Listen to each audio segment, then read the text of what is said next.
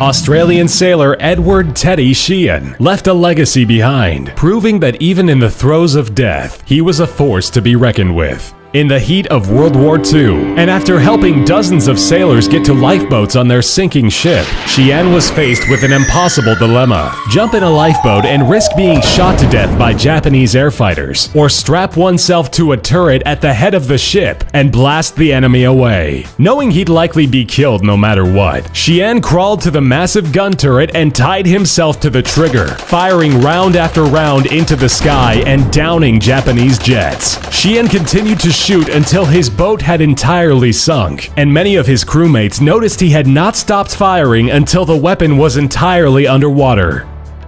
Japanese warrior monk Saito Muashibo Benkei was a superstar fighter and relative giant to his enemies, standing at almost 6 feet 7 inches. In an effort to defend his friend Yoshitsune, a samurai facing the end of his days and wishing to commit seppuku, Benkei confronted a literal army of oncoming fighters with nothing but a sword blade attached to his staff. While Yoshitsune committed honorable suicide inside his home, Benkei defeated wave after wave of swordsmen, all without taking a single blow.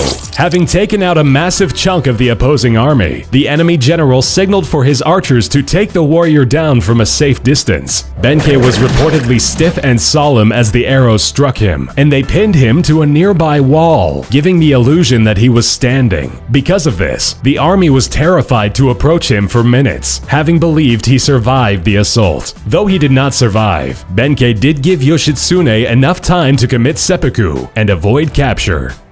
Leonard Rogozov was a famous doctor whose most famous surgery didn't save the life of another person, but of himself. While stationed in the blistering cold of Antarctica, Rogozov came down with a multitude of side effects from a pain he eventually diagnosed as appendicitis, and decided to perform the operation of removal on himself, allowing 2 other men to stand by and hold his instruments in a mirror so he could see. Rogozov cut into himself, and after hours of prodding himself, removed his appendix, which would have burst within 1 more day and killed the man. Rogozov sutured himself up afterwards and fully healed. He was eventually given the Order of the Red Banner of Labor for his impressive handiwork.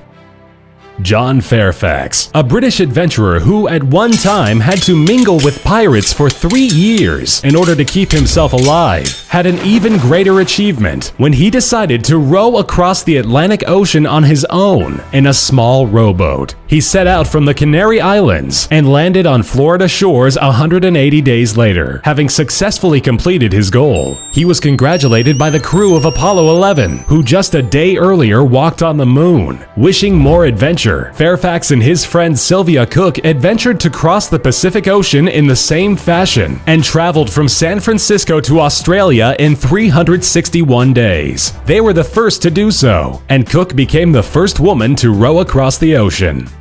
Dr. James Grant, a 24-year-old New Zealander, had his day interrupted while spearfishing with friends by a large 7-gill shark, which bit at his leg and proceeded to drag the man under. Grant, realizing his situation and acting calmly, proceeded to stab the shark with his knife until it eventually let go of him and swam away injured. Grant swam to shore, quickly stitched up the massive wounds on his leg, and promptly traveled to a local pub with some friends to grab a beer. At the bar, he asked for an anesthetic and continued to do minor surgery on his leg, all to the hollering and jeering of his drunk friends. He eventually made a full recovery and still partakes in spearfishing when not doing his practice.